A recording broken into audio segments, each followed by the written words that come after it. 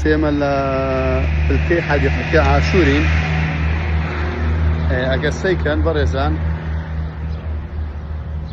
ئێستا لێرە ئەوە مەکتەبێکی کچانە عەدادیەیە، ئەوە حەدیقەیە، باخچەیەکی گشتیە، ئەوە مستەوسفە، ئەمەش حاوێی زبڵە. سیرەکە لەوەیە کە ئەم حاوێ لێرەدا درناوە، یعنی خەڵک سەیکە زبڵەکە لە کێو فرێدا، عینا سەقافەتی ئەو خەڵکە زۆر سەیرە، یعنی تۆ حاوێ بۆ ئەوە دادرناوەکەوە زبڵەکانت بکەیتەنە ئەو حاوێەوە.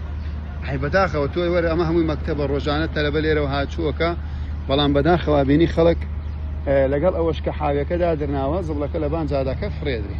یعنی تۆ وەڵڵاهی سەیرە، کوا نوێژمان، کوا عیبادەتمان، کوا ئیسلامەتیمان، دین ئەمەمان فێرەکات.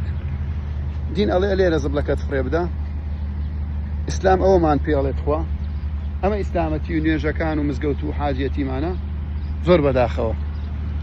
زۆر بەداخەوە بۆ ناسەقافەتی ئەو خەڵکە.